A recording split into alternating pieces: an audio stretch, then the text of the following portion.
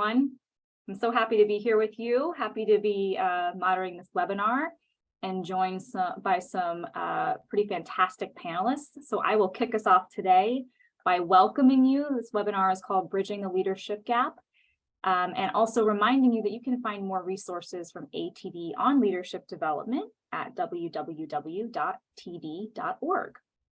And I'd like to thank our sponsor today, Sounding Board. Sounding Board empowers forward-thinking companies to bridge leadership gaps at all levels. The Sounding Board Leader Platform combines solution design, adaptive software, people-to-people development, and proprietary data and insights, all customizable to drive and scale people's strategy. Whether your organization has a specific gap like a weak leadership bench, underrepresented women in the upper ranks, or broader leadership gaps that impact your ability to attract and engage talent, advance DE&I, and successfully complete mission-critical initiatives, Sounding Board's platform is the only offering that flexes with and can ultimately inform your strategic goals. You can learn more at www.soundingboardinc.com, and I chatted that link in the chat for you. Next, to kick us off, I'm happy to introduce our presenters. Kevin Rockmail is a seasoned veteran of the training and education industry. He currently serves as Vice President for Sounding Board and has made his mark at many leading organizations in the field, among them Guild Education, Entangled Solutions, Kaplan, Intrax Cultural Exchange, and the UCLA Reardon MBA Leadership Program, Fellowship Program.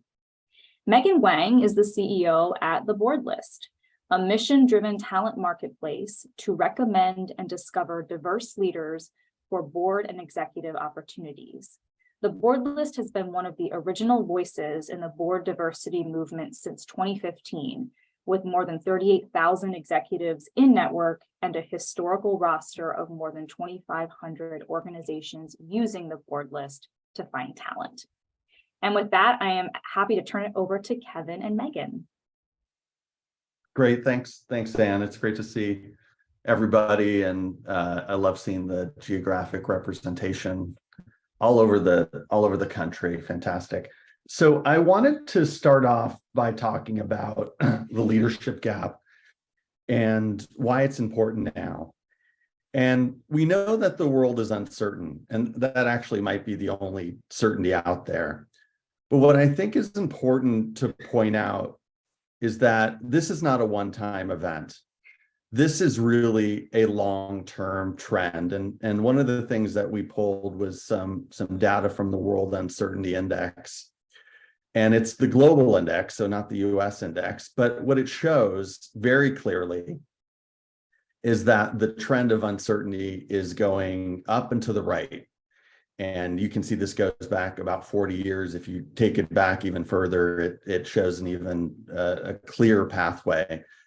But it also shows that complexity is everywhere. And sometimes what we call it is the democratization of complexity. And just to connect it back to leadership, I think we all know that when there is complexity and there's volatility, there's no more important capability than leadership. And those that can lead through uncertainty, that skill, those capabilities are going to be critical at all levels going forward. So to talk a little bit more about what the leadership gap is, and we can go to the next slide,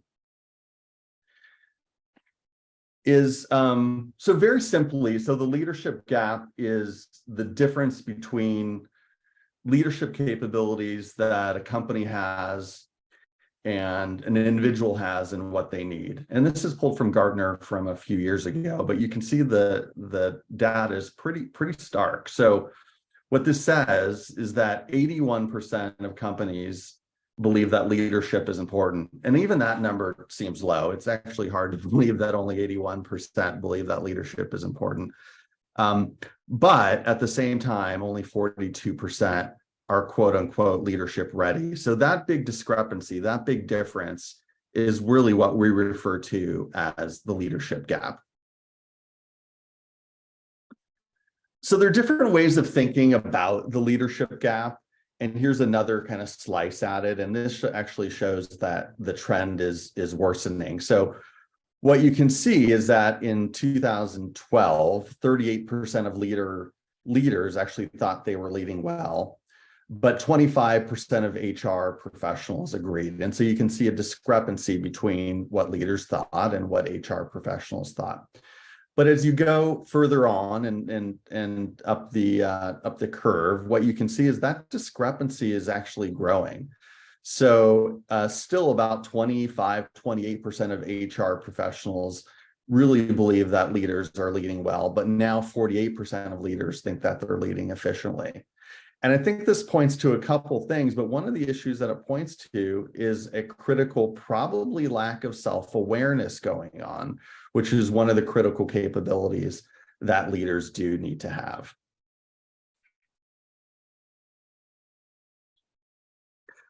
So when we think of leadership gaps, some people think of leadership gaps in terms of individuals. That is, an individual maybe lacking a particular capability that they need. And some people think of it in terms of companies, but we really actually think about leadership gaps in terms of both individuals and companies. And we do also think about this as a dynamic challenge. So in other words, this is not a one-time thing. This is not a static challenge. This is a dynamic challenge. And every organization faces a number of leadership gaps. Whether they really admit it or not, there's dozens, if not hundreds, of leadership gaps that exist in any organization. And new ones are also popping up regularly. Maybe it's every week or every month. And this happens as the environment changes, as the organization changes. Now, these aren't the only leadership gaps, but these are some of the most common ones that we see. And we're just going to talk about them for a minute and then do a little bit of a deeper dive into capabilities. But the first one we see is the lack of leadership in particular departments. So this could be any department. I would say IT and sales are two of the ones that we've been seeing more recently. Intercompany gaps, and that is more common in multinational companies. This could be multinational companies, maybe with different branches or different products or different brands in different places. And oftentimes what happens, especially through acquisition, is that you see different leadership styles and different capabilities among different parts of the organization. Executive leadership gaps is something that's quite common. This exists among executive teams. It certainly can exist in the board level. We'll talk to Megan more about that. Inclusive leadership gaps is another one. These might be gaps in representation by gender or by race or other underrepresented groups. And of course, this is well documented in the DE&I literature. Another one is new leadership gaps or new leader gaps, really. And this is something that is probably increasing over the last year or so, and will continue to decrease. Harvard Business Review had a stat from a few years ago.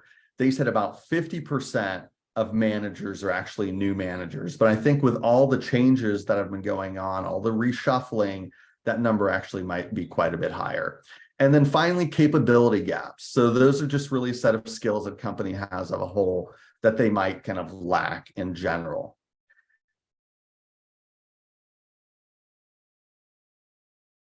So just to do one kind of deeper level, when what Sounding Board did was a study recently to identify the leadership capabilities that are really most difficult to develop.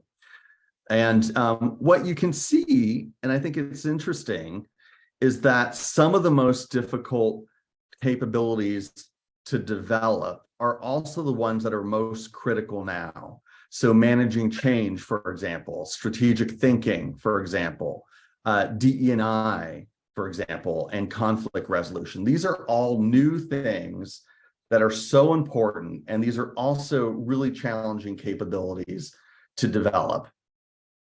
And so with that in mind, what I'd really like to do is bring in Megan and kind of start with that first question, which is, Megan, you've seen a lot of different organizations from a lot of different angles. And what are some of the leadership gaps that you've either experienced personally or that you're seeing with regularity?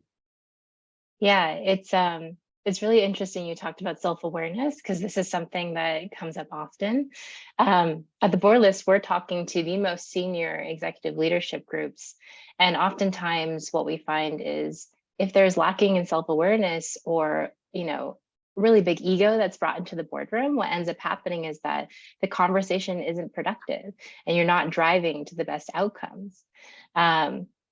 Removing the self from those conversations requires a high degree of emotional regulation and self-awareness. And so it's surprising that even at those levels, it can be a challenge to find that. But at the core of all of this, when we think about all of the leadership gaps, that is, I believe, at the center. It requires a fundamental baseline level of self-awareness to recognize, if you lack the self-awareness, you don't even recognize what the gaps are. So nevertheless, I think that's a great starting point when it comes to the leadership gaps that we often see.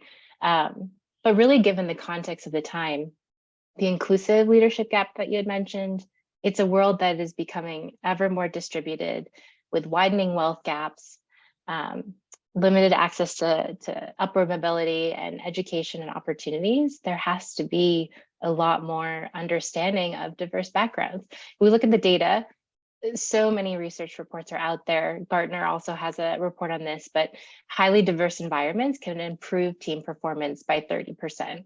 And specifically, McKinsey says profitability increases by 36% when you're amongst diverse peers.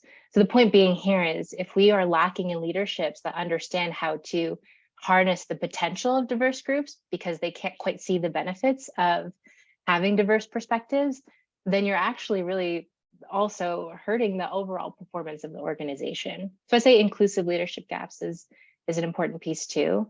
And then you touched on new leader gaps. I think in a world where we're also seeing a lot of startups that are now maturing, and you have fast growing companies where growth and scale is really important, and a lot of individual contributors who are being promoted into management opportunities, being a great IC is fundamentally different than being an excellent manager.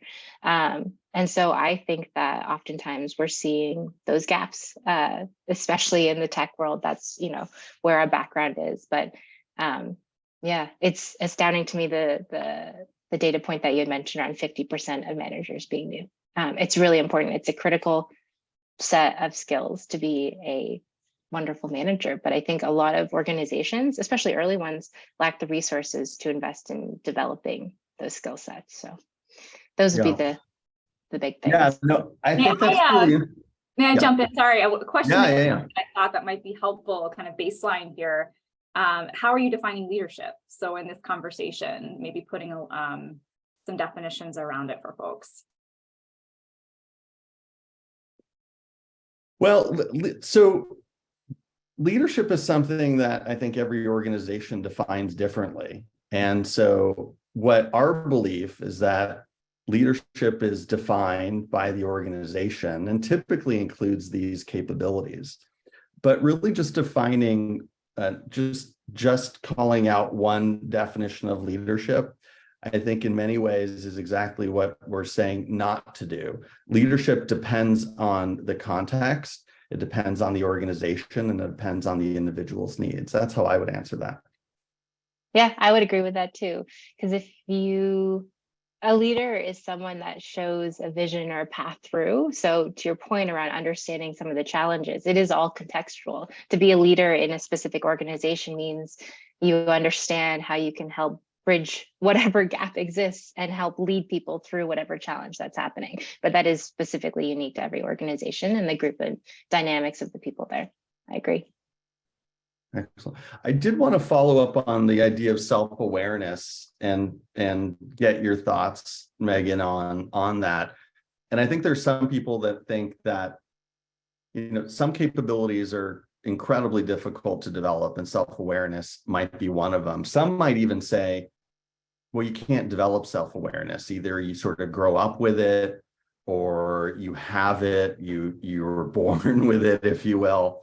but wanted to get a sense as to what you thought about self-awareness. Is there a time in your career that's best to learn self-awareness? Is there ever a time where it's too late to learn self-awareness? How do you think about that in this context?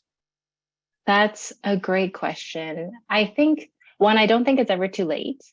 And I also think that depending on life experiences, everyone might be faced with certain circumstances that force them to grapple with that question, whether it's earlier on in your life, as a result of having to be more independent, for example, and recognizing that. But I think when we often talk about the best way to build self-awareness, it is just to put aside whatever it is we think that we're incredible at, and then just genuinely coming from a place of true curiosity, asking the question of others around us, how am I perceived? And being open to hearing that. And doing it with a trusted group of individuals, because I recognize it's hard to just go to anyone and say, how do you perceive me, when they don't actually know you. But going to someone that you trust, that you value their opinion of, and say, hey, like in these circumstances, how do I behave? What do you observe? And that is really the best way to start building it, is just getting a sense.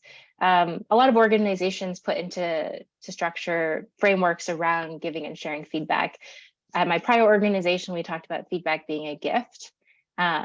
Obviously, delivering feedback is a skill in and of itself, doing it in a way that's productive, so you're not actually creating more defensive reactions from the individual. But that, to me, is a great exercise that I think, especially for new managers, that's an important piece to building the self-awareness. Because you might find managers are reacting defensively to their direct reports and not recognizing that it's a triggering experience for themselves. It's not really, and then it becomes a projection of their own kind of insecurities or fears, and not so much around how do we solve this problem. That's why it's so important. The emotional regulation piece and the self-awareness is so important to solve problems, because you can then separate yourself from the role and realize it's not a direct attack on me. Really, this is the two of us, this is the problem, and we're figuring it out together. So there's a lot of things in there, but I think the feedback and creating some structure around that as an exercise is, I think, a great first step.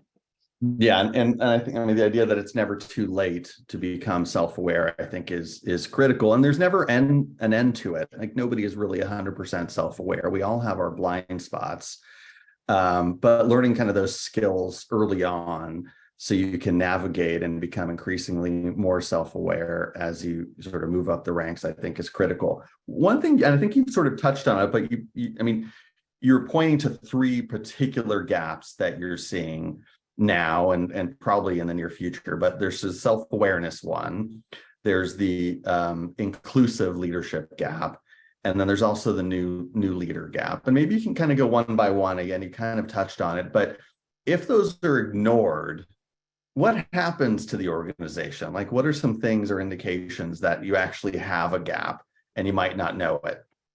Yeah. So a great example is, if you're lacking in self-awareness of what it is that you as an individual or leader on the executive team have in terms of lack of experience, then you're not actively building teams or recruiting team members to help address those blind spots. So you end up creating groupthink, echo chambers, and you have an executive leadership team that is making decisions without the full breadth of perspective that's necessary. So that's why self-awareness is so important, because if you don't even recognize, let's say, like, I know I'm not the best marketing expert, but that's why I'm going to go out and hire an incredible marketing expert. But I know that I'm great at product and engineering. Then you can start to build complementary, like it's just a lot more robust in terms of perspectives, and complementative in terms of skill set too. So I think self-awareness is first and foremost. The inclusive leadership gap, I think, is ultimately about building teams that are engaged and excited to do the work that they're showing up to do. We might touch on this a bit later, but this, the concept of quiet quitting, I know that was all over the headlines last year, and I also, to be clear, a job can be a job, but there's a difference between recognizing someone showing up to work and meeting their expectations, and someone who's fundamentally disengaged. And so if you are not building a inclusive environment that recognizes different perspectives, and you're not asking everyone to feel like they're a contributor in their ideas or that their ideas are valued, then you just continue to create this culture of disengagement. And then you have bloated teams, then you have to go through layoffs. Like it just becomes a vicious cycle instead of a virtuous one. On the new leadership piece, I think this is talking about toxic work cultures. We think about tech startups that have grown and scaled at incredible rates that didn't invest in the fundamentals of what it meant to be an empathetic leader or an empathetic manager. And so what ends up happening similarly is that you just have the wrong incentives being built into the founding ethos of an organization, and you create these dynamics that are really toxic. I also believe, especially for millennials entering the workforce and how they thought often about their identity overall, work became such, or has become such an important part of identity, that when you have new leaders or new managers that are not understanding the importance of having balance and recognition of the whole person, that you can really create environments that without even intentionally thinking about it, push people out of access to opportunity. We'll talk about women in a bit, I think, but I'll have a few examples there. Yeah, I know. One thing that I think that's interesting and you're touching upon is I did ask the question sort of separately, but the reality is that these are all really interconnected. And so self-awareness and DE&I are incredibly linked. And so is new managers, and new managers that don't have the self-awareness oftentimes will not have the self-awareness to manage DE&I in an appropriate way too. So sometimes when you think of leadership, or we think of these as individual capabilities, and I think that's a helpful way of thinking about it, but we also have to recognize, I think, that they're all interconnected, and that you really do need to work on all of them at the same time, which can be challenging. Definitely, So but I completely agree. Yeah. So Megan, I know your expertise is at the board level, at least now, and would love to hear your thoughts on the sorts of leadership gaps that you regularly see at the board level. So this is a really great question, because we also just recently had an event at the board list, but talking about uncertainty, talking about navigating change, you had mentioned, surprisingly, the CHRO, the Chief Human Resources Officer, or the Chief People Officer, is a perspective that has oftentimes never had a seat in the boardroom, or have never had representation of that perspective in the boardroom, which is pretty amazing given the fact that this role is critical, mission critical to the organization, especially during a time like this, where you see in the tech world massive layoffs that are happening, or reorganization of large companies that are trying to streamline. It's really amazing that perspective has been missing. So that is a fundamental functional kind of executive representation. That's a gap in the boardroom today. And as always, when you have someone who now has a seat at the table, there's also more demand and more pressure on that person or that function to perform as well. But nevertheless, I believe that there's also a shift in understanding what that role actually entails, and recognizing that the CHRO, the Chief People Officer, is also really, I think Accenture had a white paper, and they're calling the CHRO the new growth executive. So when they're talking about how it is mission critical to the organization to have a high functioning, high performing team, companies are finally understanding that people are the outcome of the organization, are a result of the people, and you have to have that voice be represented in the boardroom. More tactically speaking, I think in the current, macroeconomic uncertainty, a lot of organizations are looking to consolidate. So you might be lacking M&A expertise, for example, within the boardroom. Over the past, decade, the number of public listings has been incredible, and you have a lot of people that have IPO experience. But when you think about collaboration, close business development and partnership, and M&A opportunities. I think that's just a hard skill that is important to have, especially as you're thinking about all outcomes for an organization. You talked about intercompany, which I also thought was really interesting in this world of remote work. That how do you, I think of like multinationals or multi kind of headquartered organizations, but also this idea around remote work, and how do you still facilitate culture and connection when everyone is actually physically disconnected? I think it's going to be probably one of the biggest challenges for us to solve in the next 5 to 10 years. And then last but not least, just empathy and interpersonal skills. I think a recognition that the world's already very hard and very challenging and very stressful, and no one needs that additional layer of stress in the workplace. And just having the general empathy to say like, hey, did you read the news today? It really sucked. And we're in this together. And that's that. It's I say it and it sounds simple, but I know it's hard in practice, especially when there's so many competing priorities and limited resources. But just showing up and saying, hey, we're all human here, going through the same human experience. Let's alleviate some of that pain and stress that we already get in the outside world today.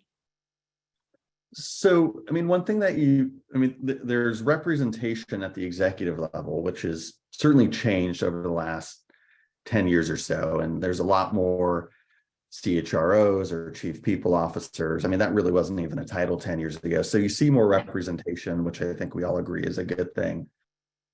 Are you seeing that kind of representation at the board level?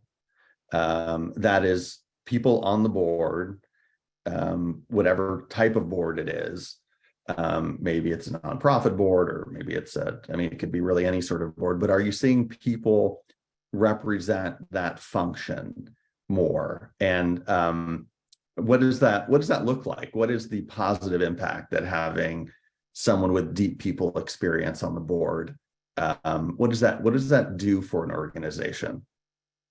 Yeah, it's so traditionally in the board world, a lot of recruiting requirements have a very defined spec that says, I'm looking for a CEO who has a P&L experience and a large scope of responsibility. And that's been the tried and true traditional recruiting around your first independent director or an independent lead. And what we're definitely seeing now is a more specialized focus and understanding that if you are a massive organization that has a distributed team and frontline workers and corporate workers, like what does that actually mean to really facilitate high performance? You have to have the perspective of the CHRO. So we're definitely seeing a lot more openness to recognizing that as boards are recruiting, it should be specific to what that organization needs. A CEO is not necessarily going to be a specialized expert in a particular area. But let's take, a healthcare company, for example. They should probably have some healthcare expertise on their board. If you have, a large organization, you should have someone who's experienced in managing 100,000 people at a company. That's just a fundamentally different kind of set of skills that are necessary. So to your question, we are seeing a lot more openness and recognition that these areas of expertise or experiences are important, but it has to be most relevant to the company and their specific challenges that they expect to see in the next couple of years. Yeah, no, that makes sense. I mean, if you had to get out your crystal ball and think about maybe what a board might look like in a few years, maybe it's 3 years or 5 years, and considering how people are more important than ever, and soft skills are more important than ever, and leadership capabilities are more important than ever in this complex environment, do you have a sense as to what a board should look like in over the next couple of years? I mean, because boards should be they're not a static thing, and it's helpful, but it's to have them look and help manage or overcome particular obstacles now. But it's more of a future forward-looking entity. And so thinking about what it might look like in the future to solve future-oriented problems might be interesting. Have you thought about that much, or do you have an opinion or perspective as to what it should look like? What should boards be built for now, that can help companies alleviate these leadership gaps that exist? It's a very good question. I think that a couple of kind of fundamental things. We'll have to have the perspective of the chief people officer, CHRO, or chief diversity officer. I just think in that general world and function that there's lacking perspective. And I think companies are very aware that that is an important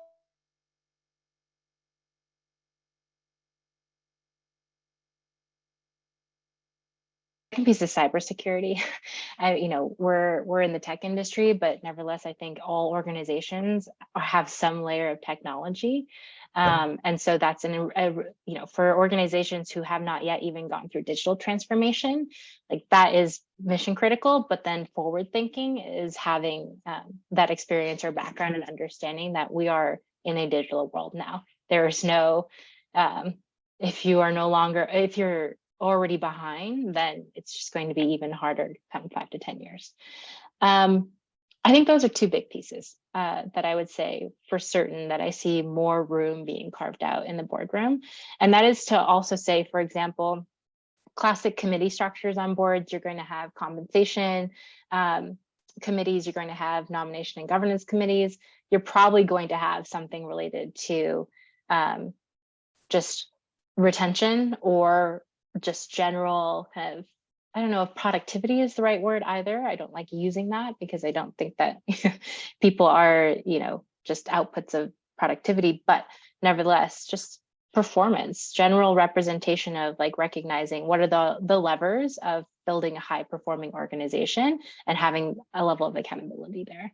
Because I think there are organizations that exist today that actively pursue a churn and burn model. And what I mean by that is they actively build it into their financial forecast to assume that they're going to churn X% of their workforce, and they always know that talent will exist. And that is just like, it's a misuse of human capital. Human capital management is a big term right now. I think that's, you're just going to have some additional layer of accountability as it relates to that. Yeah, and it almost doesn't matter the industry. So I think, years ago, maybe people intensive industries like professional services, for example, they probably had a more robust people leadership, or an IT company would have more robust IT leadership. But most every company now, people are critical. So whether it's kind of a people-centric company or not, or an IT-centric company or not, most companies are going through some sort of digital transformation. Most companies realize that the war on talent is real and won't go away. So having that sort of representation, in addition to a sort of a DE&I standpoint, having functional representation, I think is probably critical for a board as well. Agreed. And one thing I would add too is just like an additional layer of intentionality around how we're using Teams. All of us are reading the headlines around ChatGPT and what's happening there, and can already kind of see some forecasted element of, what work will get supplanted by technology. So we have to be even more intentional around how we treat people, and also the outcomes of what it is to have people do work. I think, and you have research going on right now and trials that are happening around the world around 4-day work weeks. And what does that look like? And I just think we're going through an incredible period of transformation when it comes to how do we build organizations and how do we think about, people in the workplace. One thing, so we talked a bit about from the kind of top down, so executives or board, but would love your perspective on leadership gaps, maybe from the bottom up. That is, maybe it's new employees, maybe it's new managers, maybe it's new contributors. And how do you kind of think about that? And how do you think about leadership gaps with those people? And what are some things that you think can alleviate some of the common leadership gaps that people at the that are new to an organization might have? Yeah. So let's start from the bottom up. As we were talking about earlier, that's we all start a career there. So I'll put myself in my shoe, my own shoes. When I started my career, I didn't even know what questions to ask. And so if I did not have a manager advocating for me or in my corner or have some empathy around my experience, it was going to be very hard for me to feel supported in an organization. And to also not only just have a direct manager, so we're talking about middle management right now, but also to have representation at the highest levels. There's no one in the executive leadership organization or at the board level that is modeling who you could aspire to be like or learn from, then it's really hard to see the future. It's really hard to see what is my path to upward mobility. And so when we think about leadership gaps, I think that's why it's so interconnected. You have to have the representation at the top so that everyone who's entering the workforce and beginning their careers can look to see examples of what they could aspire for. I think that without the representation, you have the same challenges. You see people coming in saying, okay, well, that's never going to be me. So I'm not going to put my best effort forward. I'm not going to ask for resources because I see the ceiling. I'm not going to, it's kind of like a self-fulfilling prophecy in some ways. If you don't actually have the right incentives in place and people advocating for you, it's kind of like, it's the mindset piece. I think that's the best way to describe it. Yeah. And I think what's also interesting, I mean, is that these problems start off maybe small and they're going to get bigger and bigger. So in other words, you look at all the capabilities that we expect from leaders, that is communication and self-awareness and strategic decision-making and DE&I. And if you're an individual contributor and you lack those skills, you're going to make mistakes, and those mistakes are going to have an impact on people around you. But maybe the impact is not catastrophic, if you will. It'll be a problem. But as you begin to move up and have more reports and more responsibilities, that those blind spots, those mistakes that you made, those weaknesses that you have in your leadership, they're going to get bigger and bigger and bigger. And so as an individual contributor, if you have a hard time making good strategic decisions, that's one thing. If you're vice president of sales and you're having a hard time making strategic decisions, that's a much bigger thing that's going to impact, dozens, if not hundreds or thousands of people. So getting it early and preparing people for progressing up the ladder, so to speak, I think is important. I just one more thing to add there. Yeah. I couldn't agree more in the sense that when we think about the boardroom, and this is why the board list started its work, it was thinking about how do we begin to change the culture of work? It's by putting a woman on every, the Series B private company board and above, just to have that perspective. So when you're at the leadership level, if you've lacked the access to having coaching or mentorship or middle management leaders that are helping give you honest feedback that these are the gaps in your experience, and also, to some degree, time to go through these experiences themselves, you're going to have someone in the boardroom or the executive team that lacks the understanding of the gravity of what it is that their role entails. So to your point, at the VP level versus an IC level, it's a fundamentally different issue if you're lacking, strategic insight or that capability. So I just wanted to add on. Yeah. No, and so training or leadership development or coaching or mentoring, I mean, the way we view it is not a one-time thing. It's not programmatic, if you will. I mean, think about it as a journey that you go through, and you really should be receiving the support you need from day one with onboarding, and then all the way through your job, through promotion. Yep. And I think if you think about it that way, that's how you really do develop a very strong leadership bench. Without that, there are gaps, and those gaps are going to be witnessed and have unfortunately a negative impact as they move up in their career. I did want to switch gear a little bit to talking about women specifically because of International Women's Month. And we know that women are underrepresented in leadership roles. That's a fact. I mean, lots of literature and data out there.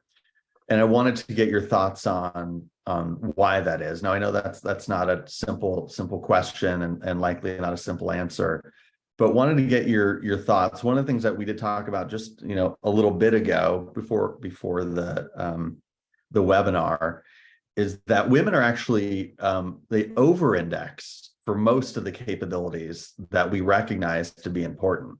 And so when you kind of add on that complexity, like they are over-indexed in the capabilities, but underrepresented with leadership roles, why is that? What are your thoughts on that?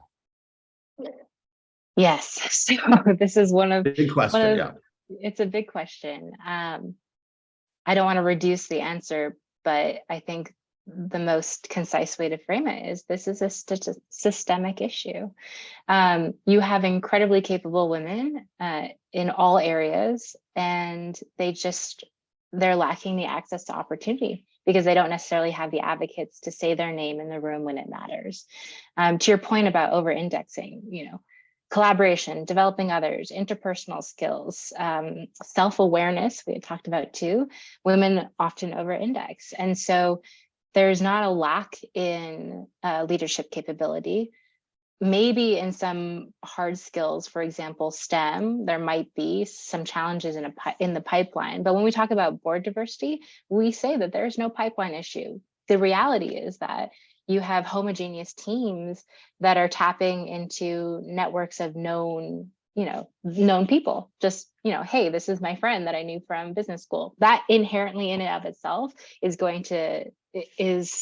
biased in some way because you're not actually opening up the full scope and doing a well-rounded search to understand anyone who could be potentially eligible for these opportunities. So I think it really comes down to limited access to those opportunities, and it really requires a level of everyone who's already in positions of power and influence to recognize that, and then to say, hey, this is someone who's incredible, who really should be here. We need their perspective, and having that advocacy when it matters. So when someone says, hey, we need an expert, we need a CMO expert that has, M&A background and experience.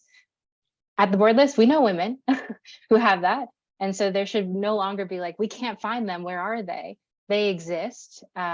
We find that our role at the board list is to make it a lot more accessible to find them and move beyond, the traditional networks. Yeah. No, I think that's well said, especially the systemic part of it. In other words, it's a systemic problem. And so you need maybe a systemic solution. So not an isolated solution or training here, training there. It really does require transformation from everybody and training and development from everybody, from individual contributors all the way up to executive CEOs and the board member. And I think that's really the only way to make that sort of change. I've heard the number that if you can get like 25% of an organization to think in a particular way, you can actually have real cultural transformation. But having one or two or three people, I think, is sort of a nice to have, but ultimately won't make systemic changes in an organization that I think it requires to alleviate this leadership gap that we're identifying for women and for other underrepresented groups. I agree. And I think to your point earlier on, which is, was around the fact that if we don't address them early on, this is, manifestation of exactly that, saying, to historically men who have had positions of leadership and power, like, if you're not advocating for incredible, exceptional women, then how are we going to change this? And so here we are. And these are the stats, and this is the representation. I also think not only advocacy, this is an example of empathy, but this idea around women in the second shift. And so disproportionately, women carry a lot more of the labor at home. And so when you think about what does it mean to think of someone for an opportunity, is it really someone who's going to give you the most face time, who has the, ability to hang out after work and grab a drink? And, is that really the way that what I'm essentially trying to say is we have to be a lot more, it has to be an objective approach and really a framework thinking approach. Let's build a matrix and a template to understand what are the requirements that we need. Or it should not entail, okay, this person makes themselves available from the hours of 6 to 9 p.m. and they're putting in the additional labor, when often women simply can't, because they have to be home, or the concept of the second shift. So that to me is empathy manifested and lived, truly. So when you have someone in a position of power to say, okay, I recognize that, work is work and everyone has a life. These are the requirements for this role. That's it.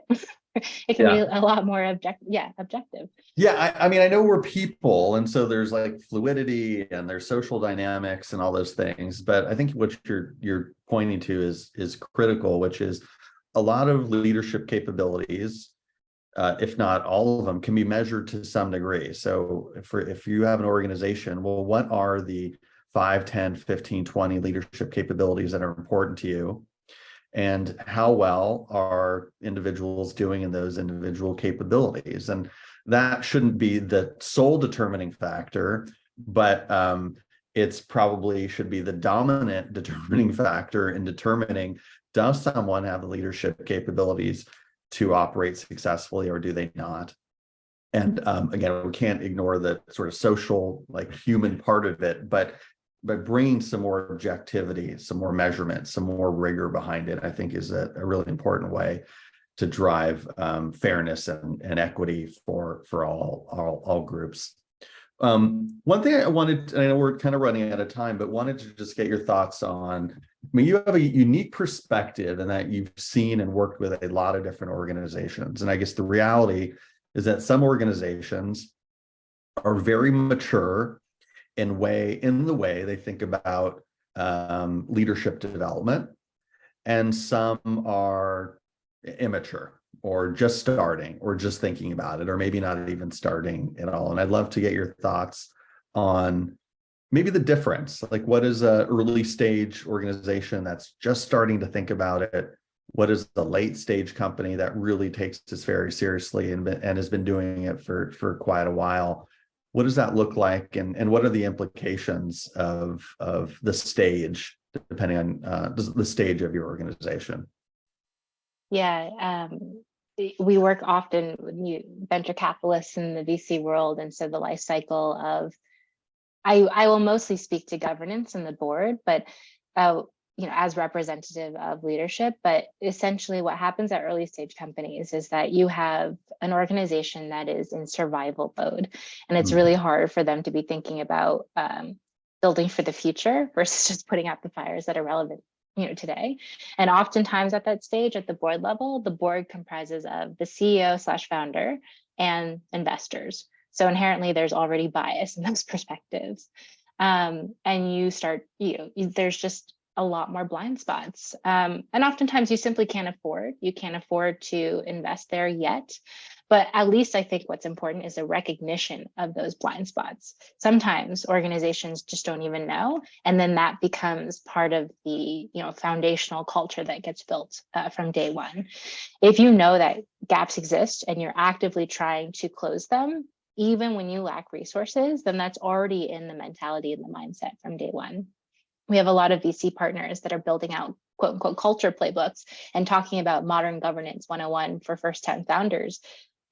Because really, I think there's also a reframing here that has to happen, that a board or advisors or other leaders at that level are actually, yes, there's an accountability piece, but you're tapping into support and expertise.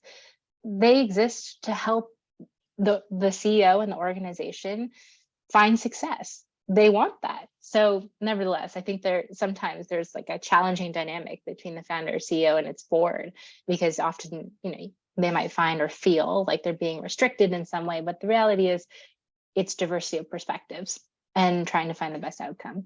So even at an early stage organization, just having that mindset, I think, is helpful, but we fully recognize that sometimes resources are too limited to close all the gaps.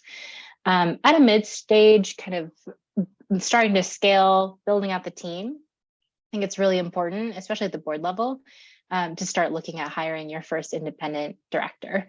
That is someone who is more objective, doesn't have, an investment in the organization, such, in the same way that the CEO or founder and investors do. And this is the opportunity to start closing some of the fundamental gaps. This is where self-awareness is really critical. You have to have a founder or CEO that is self-aware enough to recognize that I'm not, perfect at everything, and I have to find external expertise to help address those gaps. And then you might need specific areas of hard skills like IPO or M&A, given whatever is on the roadmap in the next 3 to 5 years. In a late stage organization or also public company, you have fundamental structure. You have a lead independent or board chair that is typically not the CEO. You have committees that are, fundamentally focused on different areas of oversight, compensation or audit, nomination or governance. You just have a lot more structure and just less gaps to be concerned about, because you have the perspectives in the room that are important. Yeah, no, I love the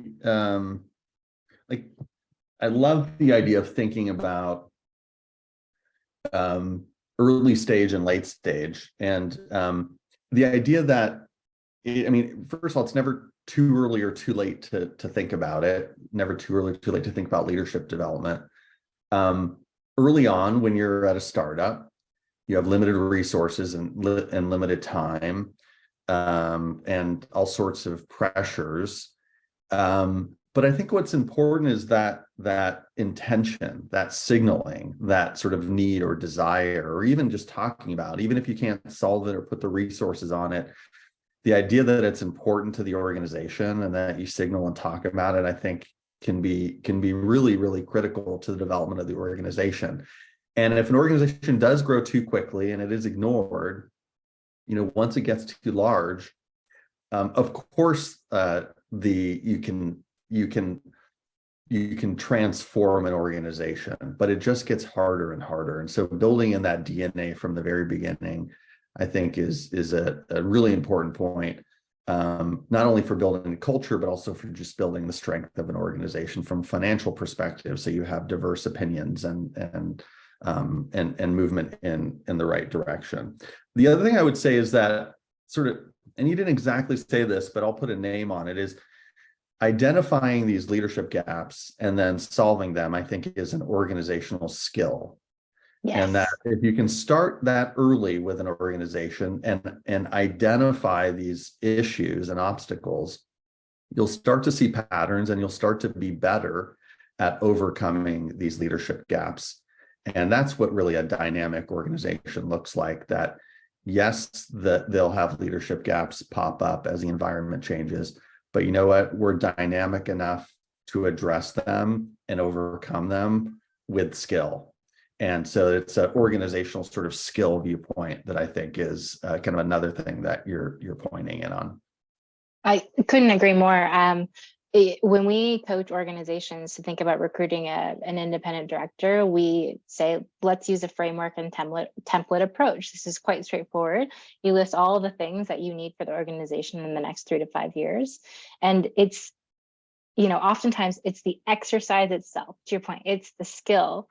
It's the exercise itself to identifying and getting that clarity of thought that is part of it. And it's an ever, ongoing practice that needs to happen.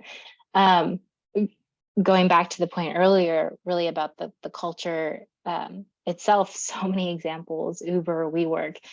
You have the Boeing example where you didn't necessarily have expertise in security and safety on the board. You have Theranos. Like, there are so many examples now that if you just don't even have the basic practice and the skill set to assess, do we have the right balance and true governance, and understanding that, the other perspectives are important, then those are the outcomes that end up happening. Obviously those are front page news, but there are many, many smaller examples of those same things that are happening across whatever stage of organizations that are out there. Yeah, every stage, every industry, every country. Yeah, Yep. it's everywhere.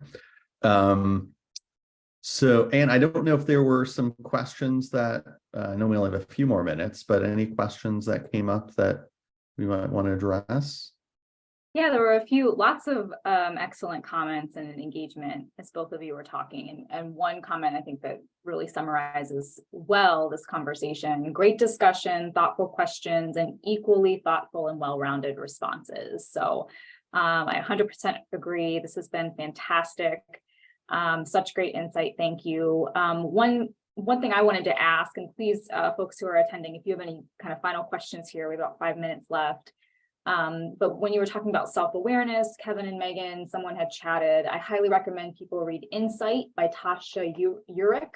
It's all centered around self-awareness with exercises included. I was curious if there's any other resources, in kind of in line with the conversation you're having and the 3 practices or pillars here that you might recommend to folks.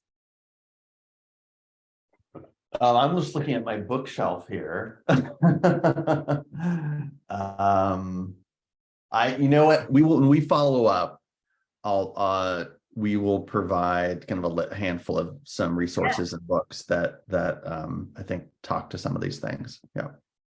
Thank you so much. The only thing I would add here is I know the topic of mental health is, a big one right now, but I actually think that it is highly relevant. You bring your full self to work, whether or as much as you would like to think we can compartmentalize. So when we talk about self-awareness, I think just, talk therapy is, if accessible, a wonderful resource. I know that is fundamentally different than coaching, but I think there are some overlapping areas that are relevant. So not a specific resource or a book, but just trying to remove the stigma around therapy. I love that. One question here, and I appreciate, you're sending any resources that might be helpful to the group. But one kind of final question I think would be good to end on. If organizations were going to take one first step to close the leadership gap for women, what would it be?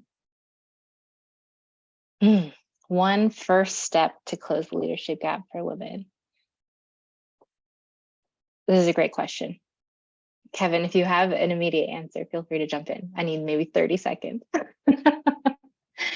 I have an answer. I think it really is advocacy, and just education and support for everyone else who's already in positions of power and influence to recognize the inherent challenges for women, just because of the historical and systemic issues that have happened over decades long, reframing and the understanding that there are additional commitments that happen. I think it's even as simple as being in a meeting room and having, I see this all the time. A woman shares an idea. It might be a little bit more soft of a way of framing it. And someone who has a louder voice co-opts the idea, says it as their own, and doesn't recognize or attribute it to who it came from originally. When you see those little things, they might seem little, they matter so much, they add up over time. Just to say, actually, Shelley, that was a great point. I want you to speak more about it, and giving and centering and attention, direction to, who's actually saying the idea or the point. Anyway, small little things, but in the meeting room, I think that's really important. Fantastic. I think lots of, again, conversation here talking about opportunity, great insights throughout the webinar. I think that's a kind of a wonderful place to end it, Megan and Kevin. So I appreciate your time today. Thank you again to Sounding Board for sponsoring this incredible conversation. And thank you for your time today. Thank you. Thank you, Anne. Thanks, Megan. This was wonderful. Thank you all so much. Bye, everybody. Bye.